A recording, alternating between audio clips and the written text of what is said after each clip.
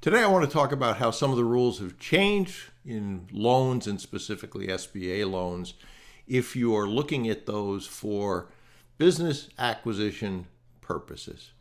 And so let me talk about that. Both in 2025 and 2026, there were several changes to the SBA loan requirements. And although everybody wants to get a deal done and quickly, the documents that you sign and the rules that apply are important. It used to be that there was a personal guarantee required by the borrower, and that's still the case. But that has now expanded to equity holders. So if your board of directors has equity, they are going to be asked almost certainly to sign on a full or partial guarantee. Additionally, the seller, especially if you do a 60-40 deal or 80-20 or whatever it is, if they have equity, they're going to be asked to sign as well. So I always look at that like this. If I was selling my house and someone came and wanted to buy my house and said they got a loan and mortgage, and that I said, great, but one thing, you have to sign as a guarantor on my mortgage. See you later. No. So no seller that I think is intelligent will agree to sell you the business and also have him or her guarantee the loan. Now, all those rules are important. There's now changes in the residency rules. Used to be a U.S. citizen that was outside the U.S. was fine. Now you have to be a U.S. citizen and also be resident in the United States, and that can certainly affect things. And those are only a couple of the things. Now, you've signed a personal guarantee, oftentimes with a bank. Why does a bank want an SBA loan? Because they get backstopped by the federal government if something goes wrong to some percentage. So I've got a mentee, bought a business a few years ago, SBA loan.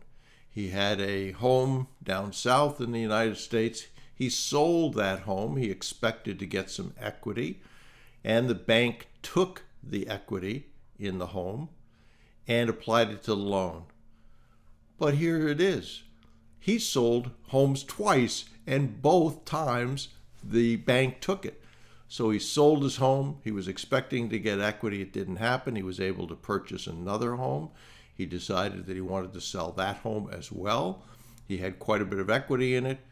He sold it. The bank came in and swept that. He also told me, this did not happen to him, but he told me that if he had equities that he had sold, stocks, etc., that the bank very likely or would have come in and taken the gains on that. That last piece I can't talk to because it didn't happen to him. The first two did happen. Sold his house twice. Equity was taken twice. Paid down a lot of his loan, but he was looking at that money to help bridge some gaps, certainly.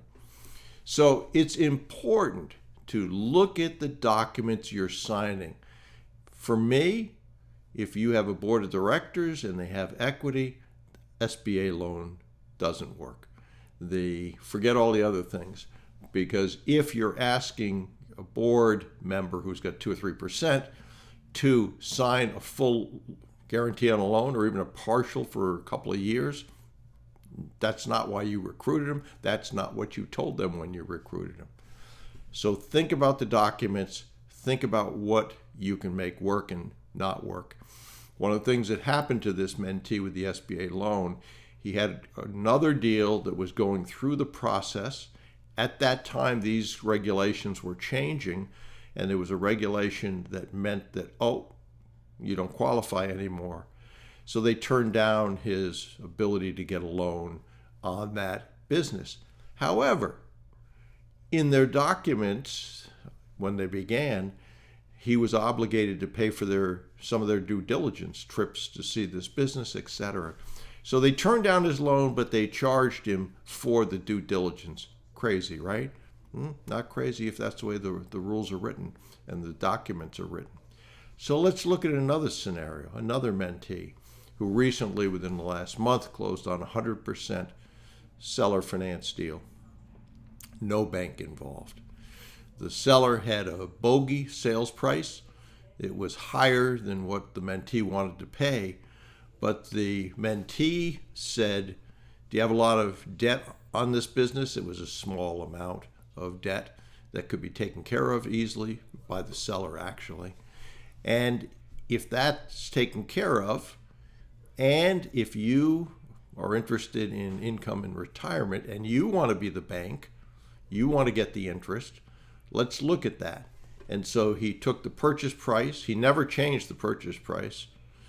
He added to it the interest that the seller would make, and those two added together hit the bogey of what the seller wanted and ended up allowing that to be closed within about 5.5 months.